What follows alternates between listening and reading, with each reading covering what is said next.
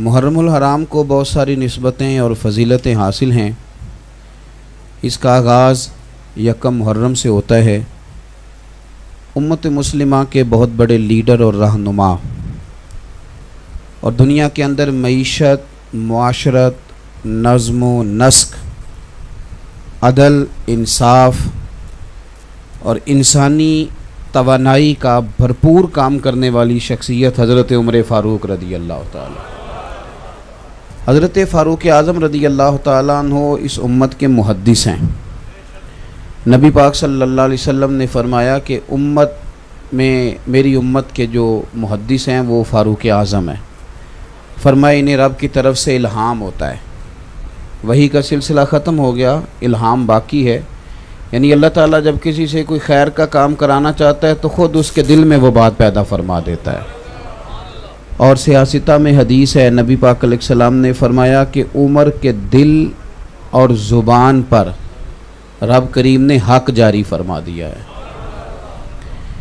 हज़रत उमर फ़ारूक एक तो ये कि मुसलमानों के लीडर हैं, उससे बढ़कर ये कि दुनिया में जो नज़्म व नस्क का निज़ाम है, फ़ौजदारी, पुलिस का महकमा और सरहदों की हिफाजत, अक़लियतों के हुकूक और गैर मुस्लिमों के साथ ताल्लुकात की हदबंदियाँ, यानी जब भी कोई आलमी आदमी रिसर्च करने बैठेगा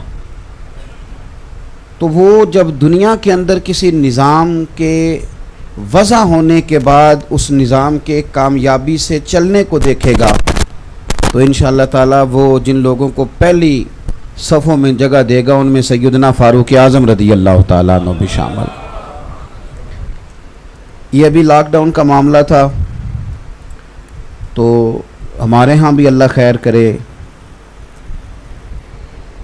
इस दफ़ा बड़ा जदीद निज़ाम बनाया गया कि आपका शनाख्ती कार्ड रख लिया जाएगा, नंबर, और फिर आप पे पैसे आएंगे और फिर आप लाइन में लगेंगे और फिर उसके बाद ये है कि देखेंगे क्या करना है। फिर इसके बावजूद भी पता चल गया कि 12,000 मिलना था, लेकिन वो असल आदमी तक पहुँचते पहुँचते कई दफ़ा 8,500 रह गया, कई दफ़ा 9,000 बचा है। ये चीज़ें होती नहीं। लेकिन इस दफ़ा भी अमेरिका ने ये किया कि उन्होंने कहा कि ख़ुद से, हमें नहीं पता कि कौन बंदा नौकरी पे जा रहा था और अब नहीं जा रहा, तो वहाँ लोगों ने जब बताया कि मैं फ़ारिग बैठा हूँ तो घरों की खुद अंदर दरवाजे तक रकम आने लगी, लोग अपने मामलात को चलाने लगे। बहुत सारी जगहों पे ये हुआ, बच्चों के वजीफ़े चलते हैं। ये कायदा सबसे पहले जिस बंदे ने मुतारफ़ कराया वो सैयदना फ़ारूक आज़म है। आज जो लोग हमें सबक पढ़ाते हैं ना मुसलमानों को कि जनाब इस तरह इंसानी हुकूक का तहफ़्फ़ुज़ करें, उन्होंने तो इंसानियत सीखी ही मुसलमानों से। हज़रत उमर फ़ारूक एक ज़माना तो मुसलमानों पे वो था ना जब हालात बड़े ख़राब थे, फिर अल्लाह ताला ने आसानी अता की। हज़रत उमर के ज़माने में बड़ा माल आया और जनाब उमर रोया भी करते थे, फरमाया करते थे ये फ़ितना मेरे लिए रह गया था, इतना माल आ गया मेरे लिए रह गया था फ़ितना, इस आजमाइश में मैंने ही रोया करते थे। लेकिन जब माल आ गया तो जनाब उमर फ़ारूक ने फरमाया कि भाई जब कोई जिस बच्चे की माँ उसे जब तक दूध पिलाती है तो बच्चे की खुराक का कोई ख़र्च नहीं होता, तो जब अम्मा दूध छुड़वा देगी, अब बच्चे को ख़र्च की ज़रूरत है, तो अब हम इस तरह करेंगे कि बच्चे का ख़र्चा लगा देंगे और जब तक उसकी तालीम जारी होगी हम उसे ख़र्च देंगे। ये मजलिस शूरा ने फ़ैसला कर दिया, पार्लियामेंट ने फ़ैसला कर दिया, हज़रत उमर ने नाफिज कर दिया। जनाब फ़ारूक आज़म रदी अल्लाह ताला अन्हु एक गली से गुज़रे तो एक बच्चा रो रहा था। कुछ घंटों के बाद दोबारा गुज़रे तो बच्चा अभी भी रो रहा था। दरवाज़े पे दस्तक दी, घर में सिर्फ औरतें थीं, कोई बाहर तो ना आया, तो उन्होंने दरवाज़े से पूछा कि कौन है, तो कहा मैं उमर हूँ। बच्चा क्यों रो रहा है? ना मैं मुसाफिर हूँ, गुज़र रहा था, तो ये बच्चा क्यों रोता है? तो खातून कहने लगी हम गरीब लोग हैं तो हमारा दिल है बच्चे का वजीफ़ा लग जाए। तो बच्चा जब तक दूध पीता रहता है उमर वजीफ़ा नहीं लगाते। तो बच्चा तो अभी हमारा 1.5 साल का है पर उसकी अम्मा दूध छुड़वा रही है, आज पहला दिन है, तो वो दूध के लिए रो रहा है। तो हम इसलिए दूध छुड़वा रहे हैं, चलो वजीफ़ा लग जाए। सैयदना फ़ारूक आज़म मस्जिद में पहुँचे और शेर खुदा मौला कायनात अली उल मुर्तज़ा आप फरमाते हैं उमर कभी उस सुतून के साथ अल्लाह, सुने जी मेरी बात, अल्लाह आपको जज़ा दे। मैं तो पहले ही बड़ा बुज़दिल आदमी हूँ, आपने फिर बोलना शुरू कर दिया। तो तवज्जो करें मेरी बात पे। होते हैं ना जी बहादुर खतीब, जो मर्जी भी होता रहे वो लगे रहते हैं अपने काम। तो बुज़दिल बंदा, कोई बंदा ज़रा बोले तो तवज्जो उधर चली जाती है कि इसको क्या हो गया है। मेरी बात पे गौर करें। हज़रत अली मुर्तज़ा फरमाते हैं कि उमर कभी उस सुतून से लाग के रोएं, कभी उस सुतून से लाग के रोएं। तो मैंने करीब जाके पूछा कि क्या हुआ? तो फरमाने लगे, अली मैं कहीं जालिम तो नहीं हो गया कि मेरी वजह से माएँ अपने बच्चों का दूध जल्दी छुड़वाने लग गई हैं कि दूध बच्चा छोड़ेगा तो उमर वजीफ़ा लगाएगा। तो हज़रत अली मुर्तज़ा शेर खुदा कहते हैं 2 मिनट हम दोनों ने गौर किया। तो मैंने कहा उमर आज तो मीटिंग रहने दे, आज तो इख्तियार ही इस्तेमाल कर। तो फ़ारूक आज़म मिंबर पे खड़े हुए, फरमाया कोई माँ अपने बच्चे का दूध ना छुड़वाए। उमर का ऐलान है कि बच्चा पैदा होते ही वजीफ़ा शुरू कर दिया जाएगा। तो इस शख्स ने मुआशरत दी। अब आप यकीन करें कि हमारे यहाँ जो कोई घिसा पिटा आदमी वज़ीर रह जाए ना 4 दिन, तो नई आने वाली हुकूमत उसको बाहर से बुला के उसकी खिदमात हासिल कर लेती है कि तू ही हमारा वज़ीर ख़ज़ाना बनेगा तो हम बचेंगे, इसलिए कि तेरा तजर्बा अच्छा है। घिसा पिटा आदमी। मिल्लत के जवानों गौर करो ना कि चंद रोज़ जिस आदमी ने मुल्क की मईशत को देखा है, मुआशरत को देखा है, उसको पता है कि मुझे सब्सिडी कहाँ देनी है, टैक्सेस कितने लगाने हैं, किस तबके के ऊपर बोझ बढ़ाना है, उस आदमी को लोग इतनी अहमियत देते हैं, सेमिनार करते हैं, 1.5-2 घंटे बैठ कर बाकायदा हमारे वज़ीर लेक्चर देते हैं, और इसके बावजूद भी मईशत ठीक नहीं होती। तो चाहिए नहीं था कि यकम मुहर्रम को सारे वज़ीरों को बिठा के सैयदना फ़ारूक आज़म की बातें बताई जाती और वो मुआशरत खोली जाती और बतलाया जाता कि ये जनाब आप मुलाज़ा करें कि अल्लाह तबारक व तआला ने इस शख्स को कितनी फ़िरासत अता फ़रमाई। हज़रत उमर फ़ारूक एक बेहतरीन रहनुमा का नाम है। अब तो हमारे बच्चे तेज़ी से एमफिल PhD करने लगे हैं, तो बहुत सारी चीज़ें इनके सामने खुलने लग गई हैं बड़ी तेज़ी से। और अभी भी जो लोग इस बात पर गौर कर रहे हैं कि इंसानों के अंदर दौलत की तकसीम सही किस तरह हो सकती है, अमीर अमीर तर ना हो और गरीब गरीब तर ना हो तकसीम, तो उनको सबसे पहले ये सैयदना फ़ारूक आज़म को पढ़ना पड़ेगा। तो हज़रत उमर फ़ारूक रज़ी अल्लाह तआला अन्हु इंसानियत के रहनुमा का नाम है। इंसानियत। आप अब तो खैर हमारे वज़ीर हमें मशवरा देते हैं ना, हमने चर्च में नमाज़ पढ़ी है तो तुम भी कोशिश करो, दिल बड़ा कर लो। तो आप भी कोशिश करें, मेहरबानी करें कि 2-4 तारीफ़ें आप हुकूमत की किसी बंदे की कर दें, पता चल जाए आपका दिल बहुत बड़ा है। सारे काम हुकूमत गलत तो नहीं ना करती, तो हुकूमत थोड़ी तारीफ़ कर दी जाए, अपोजिशन कर दे जनाब ये काम आपके ठीक है, कर दे। लेकिन यहाँ तैयार नहीं होंगे, मजहबी लोगों से कहेंगे तुम दिल बड़ा करो और एक दूसरे की तारीफ़ करो। हालांकि यहाँ माहौल इतना घुटन कठिन नहीं है जितना बताया जाता है। बहरहाल बात लंबी ना हो जाए, समेटना चाहता हूँ। एक नाबीना आदमी था, यहूदी, मुसलमानों को जजिया देता था, टैक्स देता था, अकलियत था वो। तो हज़रत उमर फ़ारूक एक दिन गुजर रहे थे उस शहर से जहाँ वो बसता था, तो भीख मांग रहा था, बुढ़ापा आ गया तो भीख मांग रहा था। तो आपने उसको पहचान लिया तो फरमाया तू तो फ़लाँ बिन फ़लाँ नहीं, मुझे जजिया देने आता था। उसने कहा मैं वही हूँ और मैं यहूदी हूँ। तो आपने फरमाया यार तू भीख क्यों मांग रहा है? तो कहने लगा कि जब तक मैं तंदुरुस्त था, पैसे कमाता था और मैं टैक्स भी देता था, जजिया भी देता था, अब मैं बूढ़ा हूँ, अपने खर्चे नहीं पूरे होते तो मांग के खर्चे पूरे करता हूँ। मैंने कहा कि वो इंसानियत के मसीहा थे। सैयदना फ़ारूक आज़म ने उसे घोड़े की पुश्त पे बिठा लिया और आप वज़ीर ख़ज़ाना के पास ले गए। फरमाने लगे जब तक ये ठीक था हमें जजिया देता था, अब जब तक ये बीमार रहेगा हम इसे खर्चा देते रहेंगे, इसका यहूदी का खर्च में। हमें आप इंसानियत का सबक पढ़ाते हैं, हमें इसराइल बताएगा कि इंसानियत क्या है, हमें इंडिया बताएगा कि इंसानियत क्या है, हमें बताया जाएगा कि इंसानियत क्या है। इंसानियत के हुस्न ने तो अगर कहीं से जन्म लिया है तो वो मेरे रसूल के गुलामों के तरीके से जन्म लिया है, हमें बताया जाता है। और चूँकि बहुत सारे लोगों की बहुत सारी मजबूरियाँ होती हैं, बहुत सारे लोगों की बहुत सारी मजबूरियाँ, कुछ लोगों की मजबूरी होती है कुछ लोगों की तारीफ़ करना, कुछ लोगों की मजबूरी होती है कुछ लोगों के साथ मिल के बैठना। तो अरब इमारात बेचारों की मजबूरी बन गई, अयाशियाँ थोड़ी कम हो गई थी। पहले क्या तुमने थोड़ी अयाशी की है, तुमने मिनी यूरोप बना दिया दुबई को। अब तुम्हें ख्याल आया बहुत सारे फ़लस्तीनियों की लाशों पर तुमने धमा चौकड़ी शुरू कर दी और तुमने इसराइल के साथ उसके साथ गठजोड़ कर लिया। अल्लाह आपको जज़ाए खैर दे जी। अब आप ज़रा तशरीफ़ रखिएगा, चंद बातें करनी है मैंने। मेरे अजीज़, थोड़ा थोड़ा अपने ज़ातियात से उठें और सोचें कि कुत्ता मर गया किसी इलाके का तो वहाँ ब्रेकें लग गई और लोगों ने पता करना शुरू कर दिया, तहकीक होगी मर क्यों गया है। मैं मुल्क से बाहर था तो एक साहब आए तो कहने लगे मैं भी थोड़े दिन पहले आया हूँ तो मुझे कुत्ता काट गया है, तो मेरे साथ चले। क्योंकि लोग हैं ना, हमें तो पता है 14 टीके लगेंगे।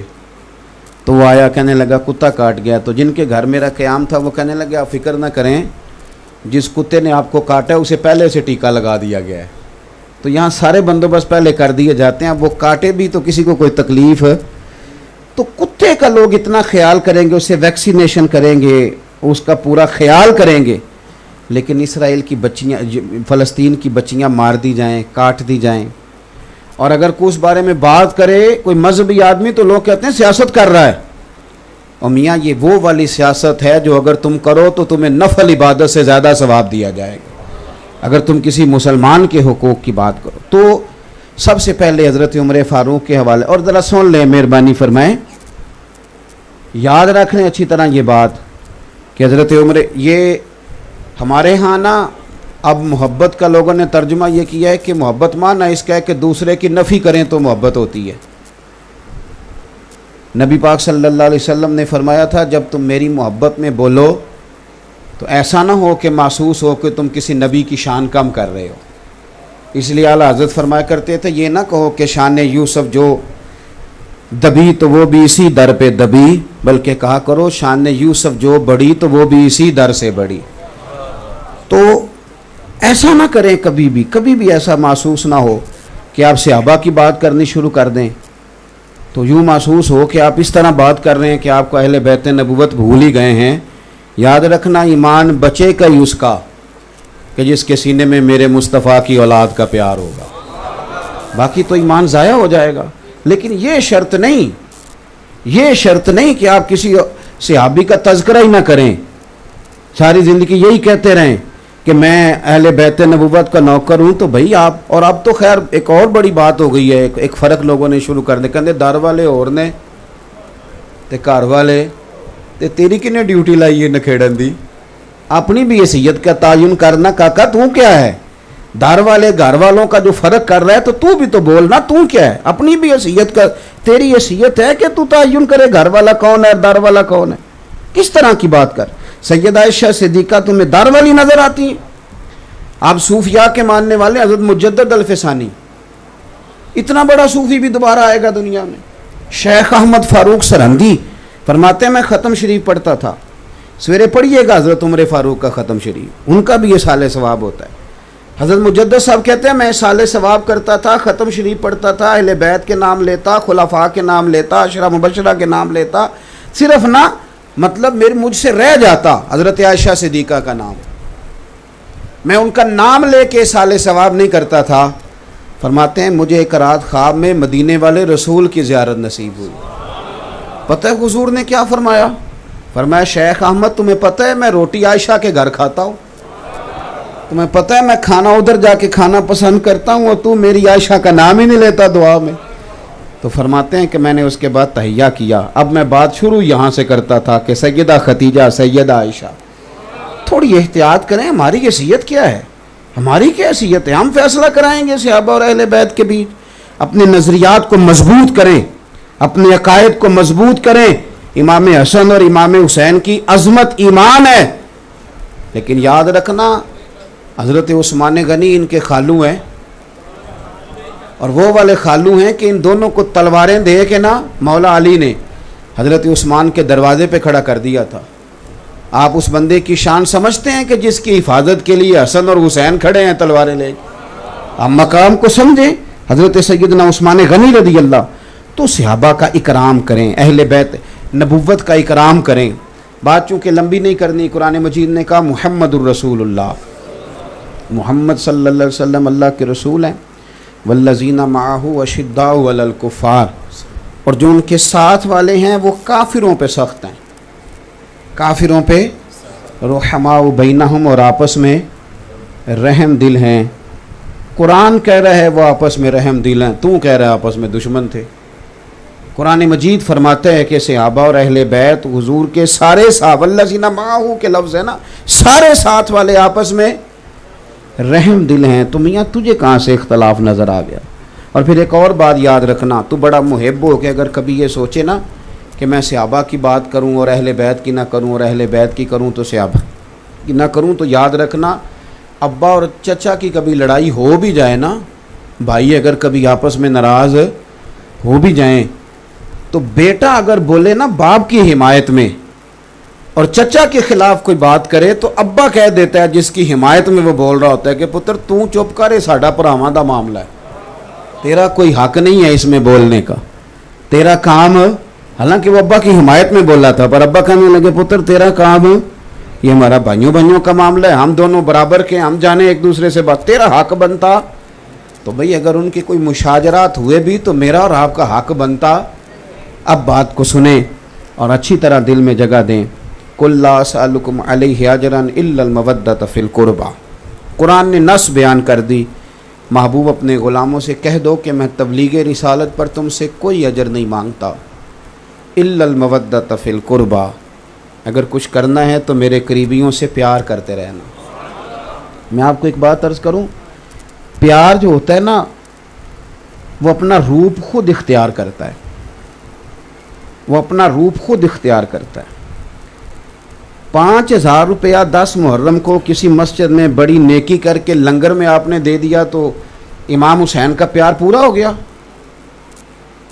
ख़त्म हो गई बात। चौधरी साहब तो जाके देखते भी नहीं कौन सी पक रही है इमाम हुसैन के नाम की, हाँ नहीं देखते।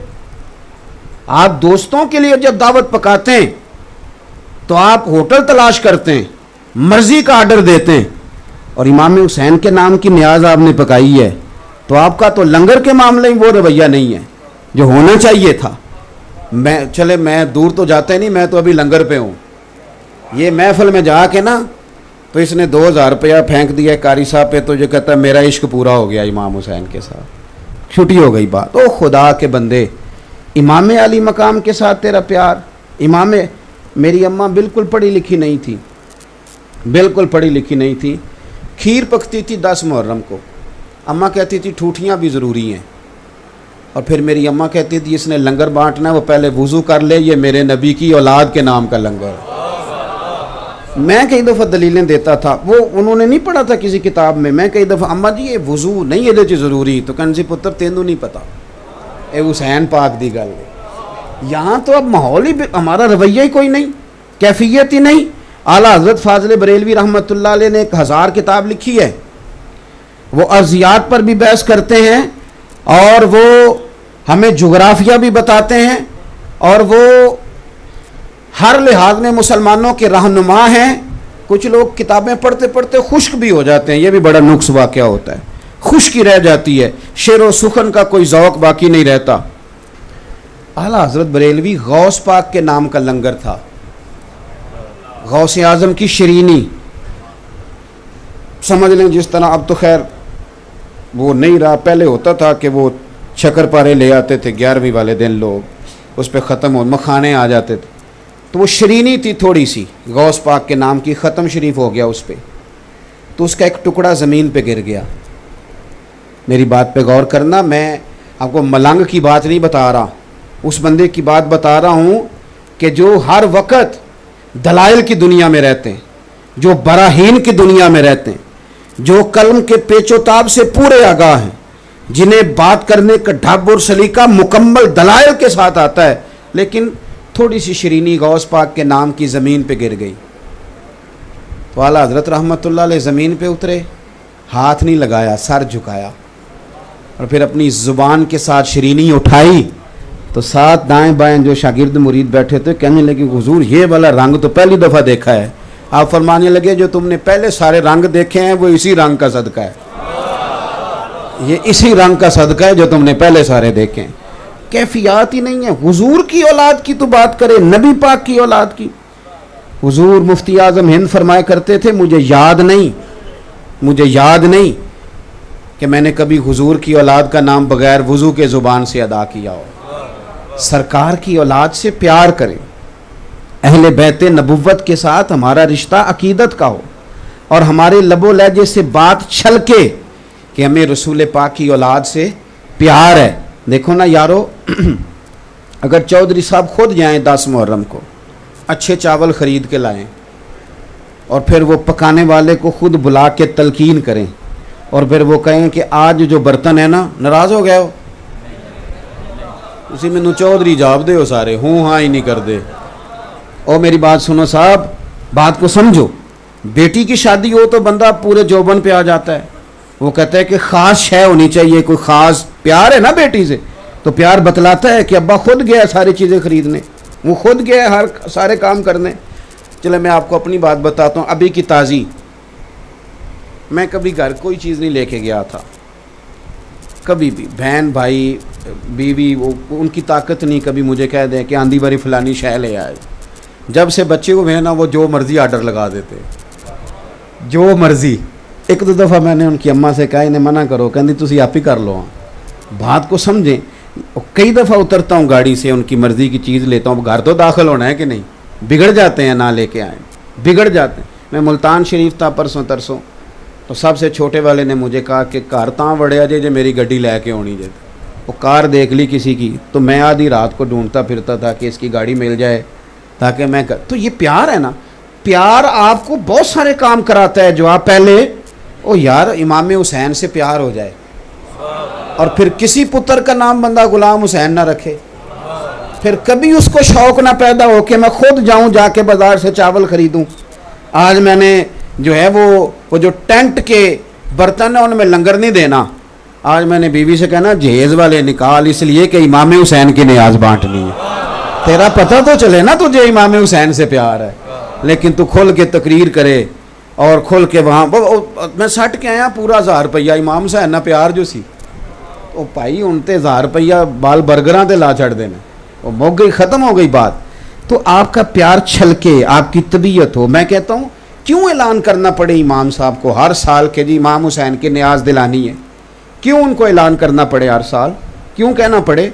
यकम मुहर्रम होते ही मैं खुद क्यों नहीं मस्जिद जाता कि हज़रत ये मेरी तरफ से हिस्सा है, बताएं इमाम हुसैन के नाम की महफिल कब करनी। प्यार छलके ना। सुनो, बड़ा कर्रफर था हज़रत उमर बिन अब्दुल अजीज़ का, 2 टोक बात करते थे, 2 टोक। जिस दिन पहले दिन खलीफा बने अपनी बीवी से कहने लगे, वो एक बादशाह की बहन थी हज़रत उमर बिन अब्दुल अजीज़ की बीवी, और एक बादशाह की बेटी थी, और तीसरे बादशाह की वो बीवी बन गई। तो अपनी बीवी से कहने लगे पहले दिन खलीफा बने कि तुझे उम्र चाहिए कि तुझे दौलत चाहिए? वो कहने लगी नहीं मुझे उम्र ही चाहिए। तो फरमाने लगे ला फिर सारा जेवर मैंने माले गनीमत में जमा करना है। फिर कहने लगे तुझे घर चाहिए कि तुझे उम्र चाहिए? कहने लगे जी नहीं मुझे उम्र ही चाहिए। फरमाने लगे ये मकान बड़ा आलीशान है, ये माले गनीमत में देना है, तो मेरे साथ झोंपड़े में रह सकती है तो आ जाओ। उसने कहा ठीक है। 2 टोक बात, 2 टोक। आपके ख़ानदान का एक बंदा आ गया बनु उमैया का, उसने आकर के कहा कि मेरी जायदाद है थोड़ी सी, तो आप मेरी सिफारिश कर दें। ख़ानदान का बंदा था ना।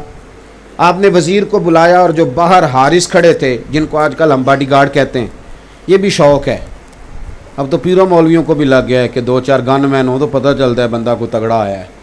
ये तो अब मजहबी लोगों में भी आ गया। तो वो जो बाहर हारिसीन खड़े थे, पहरेदार खड़े थे, हज़रत उमर बिन अब्दुल अजीज़ ने उनको बुलाया। फरमाया ये मेरे चाचा का बेटा अंदर कैसे आया? मैंने कहा हुज़ूर आपके चाचा का बेटा है। फरमाया सारी दुनिया अंदर आ जाए, मेरे ख़ानदान वाले कोई सिफारिश लेके आए तो उन्हें अंदर ना आने देना, इसलिए कि ये ख़ानदान की हुकूमत नहीं, ये रसूलुल्लाह के नाम की हुकूमत है। खबरदार कोई बंदा करीब ना फटके। इतना तगड़ा बंदा, इतने बड़े उसूल कायदे, बच्चों को कह दिया कि अगर तुम मेरे साथ गुजारा कर सकते हो रूखी सूखी पे तो करो, नहीं तो ये दरवाज़ा खुला है निकल जाओ। सारी दलेरियां, चौधराहटें, कहानियां अपनी जगह। लेकिन हज़रत अब्दुल्ला बिन हसन ये इमाम हुसैन की औलाद में से हैं, इमाम हसन की औलाद में से। ये 16 साल का नौजवान, काली स्याह जुल्फ़ें, दाढ़ी अभी पूरे चेहरे पे फैली नहीं। जब अंदर कदम रखा तो हज़रत उमर बिन अब्दुल अजीज़, किसी को जुर्रत नहीं अंदर आ सके, लेकिन इस बंदे ने कदम रखा तो हज़रत उमर बिन अब्दुल अजीज़ फ़ौरन कांपने लगे, उठे, चौधराहटें परा परा होती हैं, साहब ये रसूलुल्लाह का घराना है, तू बड़ा है तो तू कहीं और होगा, ये नबी पाक का घराना है। उठे, अपनी तख्त पे शहजादे को बिठाया, कहने लगे हुजूर आप हुजूर की औलाद हैं, आपने क्यों तकलीफ़ की आने की? तो कहने लगे हुजूर आप बड़े उसूल पसंद हैं, मेरा बिल्कुल जायज़ काम था, मैं उसके लिए हाज़िर हुआ हूँ। तो कहने लगे शाह जी आपने आज के बाद या मुझे किसी के हाथ पैगाम दे देना है या कोई रुका लिख देना है, हुक्म करेंगे तो उमर बिन अब्दुल अजीज़ चल के आपके पास आएगा। चौधराहटें दूर दूर हैं, उसूल दूर दूर हैं, कायदे दूर दूर हैं, वो जो नाफिज करने वाली चीज़ें हैं वो दूर दूर हैं, पर ये ख़ानदान रसूल है, ये ख़ानदान है। देखिए ना, हज़रत उमर से तगड़ा बंदा कौन होगा? हज़रत फ़ारूक आज़म से बड़ा बंदा भी कोई होगा? मोहब्बत छलकती। हज़रत उमर फ़ारूक बचत करते थे, हमेशा बचत की उन्होंने। उनकी बीवी एक जगह से, अरब के अंदर खुशबू बड़ी महंगी है, आज भी बड़ी महंगी है, मस्जिद नबी शरीफ में सोने वाली दुकान के साथ खुशबू वाली दुकान, जितना किराया वो देता है उतना किराया ये खुशबू वाला दे, बड़ा महंगा काम है खुशबू। तो खुशबू आई, घर में आ गई, तो हज़रत उमर फ़ारूक अपनी अहलिया से कहने लगे कि वो खुशबू दे दे, मैंने एक सहाबी की बीवी की ड्यूटी लगाई है कि वो तोल तोल के सहाबा में बांट दे। तो हज़रत उमर की औरतों का आपको पता होता है ना, वो कहनी है मैंने नहीं जांच वंडन दी। तो वो कहने लगी सहाबी की बीवी ने जो बांटनी है तो मैं नहीं बांट सकती? आपने फरमाया मुझे तेरी दयानत पे कोई शक नहीं, पर तू मुझे दे दे, एक सहाबी की बीवी की ड्यूटी लगाई है, बांट देगी। तो खातून कहने लगी मैं क्यों नहीं बांट सकती? तो जनाब उमर फरमाने लगे तेरे बांटने पर मुझे एतराज़ नहीं, लेकिन जब तू बांटेगी तो खुशबू तेरे दुपट्टे को भी लगेगी, तो मैं नहीं चाहता कि बटते हुए जो तेरे दुपट्टे को लग जाए, क़यामत के दिन मुझे उसका भी हिसाब देना पड़े। इतना मोहतात बंदा हो, इतनी बचत करने वाला, इतना बारीक सोचने वाला। और कैफियत क्या है कि दो हुल्ले आए, मैं बात समेट रहा हूँ, दो हुल्ले आए, जुब्बे बहुत सारे इकट्ठे होके आ गए मुल्क के शाम से, बड़े हसीन। तो जनाब उमर फ़ारूक ने ना बांट दिए लोगों में। सादा कपड़ा पहना सारी ज़िंदगी, सहाबा ने कहा कुर्ता बदलो तो नाराज़ हो गए, बचत करते थे। हुल्ले आए मुल्क के शाम से तो सहाबा में बांट दिए, सबको दिए, इमाम हसन हुसैन को नहीं दिए। अब हल्की हल्की बातें चल जाती हैं ना, पर शेर की मूंछ को हाथ लगाना बड़ा मुश्किल काम होता है। दाएं बाएं तो बातें चली, पर जनाब उमर के सामने बंदा कोई नहीं आया, ताकत ही नहीं किसी की। जहाँ शैतान नहीं आता वहाँ किसी की ताकत क्या? कोई आया ही नहीं, कोई शख्स नहीं आया, बातें हल्की फुल्की होती रहीं। एक महीना पूरा गुजर गया, जुमे वाला दिन, सब लोग बैठे हैं। तो हज़रत फ़ारूक आज़म ने कहा कि कोई जाए और मेरे मुस्तफ़ा के शहज़ादों को दावत दे के लाए। दोनों शहज़ादे आए तो सैयदना फ़ारूक आज़म ने मिंबर पर दो जुब्बे रखे थे, बेहतरीन उनके ऊपर काम हुआ, बेहतरीन कढ़ाई, शानदार तैयारी, कमाल का काम उन पर हुआ। किसी मीनागर ने खूब काम किया। जनाब उमर फ़ारूक ने पकड़ के पेश किए। हज़रत उमर फरमाने लगे जुब्बे पहले भी आए थे, सहाबा को मिले थे, वो सब के लिए ठीक थे, पर हसन हुसैन के काबिल तो नहीं थे ना। फरमाया मैंने ना उसी दिन आर्डर दिया था, मैंने कभी आर्डर पे कोई चीज़ नहीं बनवाई, और मैंने उस बंदे से कहा था कि ये ना शहज़ादा रसूल के लिए हैं, टाइम चाहे ज़्यादा लगा लेना पर ज़रा सोने करके बनाना। ये हुजूर की औलाद को ज़रा प्यार, तेरी नस्ल पाक में है बच्चा बच्चा नूर, तू है ऐने नूर तेरा सबका। तो हुजूर की औलाद से प्यार करें, नबी पाक सल्लल्लाहु अलैहि वसल्लम की औलाद से प्यार करें। हमारे उस्ताद फरमाया करते थे कि किसी सैयद का बच्चा तुम्हारे पास पढ़े ना तो बड़ी मजबूरी बन जाए ना कभी उसको कोई थपकी देने की, थपकी मारने की नहीं, थपकी। तो फरमाने लगे सोच लेना कि सैयद के कपड़ों को मिट्टी लग रही है और मैं मिट्टी झाड़ रहा हूँ। इससे ज़्यादा तुम्हारा कोई ज़हन, अदब, प्यार, वारफ्तगी, कोई जगह तो ऐसी हो जहाँ बंदे को झुकना आता हो, झुकना आता हो। और मेरे आला हज़रत से किसी ने पूछा सैयद अगर गुनाहगार हो, कुछ नेक लोगों को बुखार भी चढ़ जाता है ना नेकी का, तो इस तरह के सवाल भी पूछने लग जाते हैं कि सैयद अगर गुनाहगार हो तो वो आला हजरत थे फाज़िल बरेलवी फरमाने लगे, ये बताओ कि कुरान पाक का सफ़ा अगर कीचड़ में गिर जाए तो फिर क्या करना है? को नहीं समझ आई आपको? सफ़ा है कुरान पाक का, गिर गया कीचड़ में, अब आप क्या करेंगे? पैर जाके गुजर जाएंगे? उसने कहा जी तौबा तौबा, मैं तो उसे उठाऊंगा, धोऊंगा, खुशबू लगाऊंगा, चूमूंगा, ऊंची जगह रखूंगा। तो फरमाने लगे बस समझ ले ये भी कुरान का सफ़ा ही है, अगर कोई मिट्टी लग गई है ना तो इस पे पैर नहीं रखा जा सकता, इसका इकराम किया जाएगा, इसका एहतराम किया जाएगा, इससे मोहब्बत की जाएगी। तो हमारी आने वाली नस्ल, ये कुछ लोग हैं जो खानकाहों से मुंसलिक हैं या कुछ किसी अल्लाह वाले के पास उठते बैठते हैं, बाकी हमारे यहाँ ये मिजाज ख़त्म होता जा रहा है कि आले रसूल का, सादात का, मशाइख का हमने एहतराम करना है। ये आहिस्ता आहिस्ता चीज़ें ख़त्म होती जा रही, इनको दोबारा लाएं, अपने शेड्यूल में शामिल करें, अपने बच्चों को ये चीज़ें बतलाएं। और ये जो आदाब होते हैं ये लोगों को हुदूद में बंद करते हैं। जो बंदा अदब नहीं करता वो बेहद हो जाता है, और जो लोग हुदूद से बाहर निकल जाते हैं, जो सैयद का अदब नहीं करेगा अब्बा का कैसे करेगा, अम्मा का कैसे करेगा। जिन लोगों को हम आदाब सिखाएंगे वो फिर इंशाल्लाह सब का अदब करेंगे, उनका फिर मिजाज बन जाएगा अदब करने का, तो ज़िंदगी में अदब वाले बने। कल इंशाल्लाह ताला सैयदना उमर फ़ारूक का दिन है, तो अगर आप कल शाम वाले लंगर पे ख़त्म शरीफ पढ़ें और बच्चों को कहें आए पुत्र दुआ करें हज़रत उमर फ़ारूक के दर्जात की बुलंदी के लिए। और हुजूर ने फरमाया है कि जब मेरा उमर दुनिया से जाएगा तो मेरा इस्लाम रोएगा। ये देखें इस बंदे का कमाल जिसे नबी पाक ने अल्लाह से मांग के लिया। तो हज़रत उमर का दिन मनाएं। फिर मुहर्रम शरीफ में रोज़े का ज़ेन बनाएं। 10 मुहर्रम के रोज़े की इतनी अहमियत है कि ये फ़र्ज़ रहा है, और ख़वातीन को ज़रूर बताएं। मुझे अक्सर महसूस होता है कि रोज़े रखने का ज़ेन औरतों का ज़्यादा होता है। उन्हें बताएं कि मुहर्रम के पहले 10 दिनों में अगर 3 रोज़े रखे जाएं तो बड़ी बरकत है, और जो 10 मुहर्रम का रोज़ा रखे उसे तो पूरे साल के रोज़े का सवाब मिलता है। तो ये थोड़ा सा ज़ौक़ पैदा करें, और अगर हो सके मुमकिन हो तो बच्चों को बताएं कि ये सुबह हमारा इस्लामी साल शुरू हुआ है, हमारी तो इबादात इस्लामी तरीके से हैं। ज़िलहज में ही हज होगा, रमज़ान में ही रोज़े रखे जाएंगे, शाबान में शब बारात होगी, तो आपको इस्लामी साल याद होगा, फिर बहुत सारी आसानियाँ होंगी।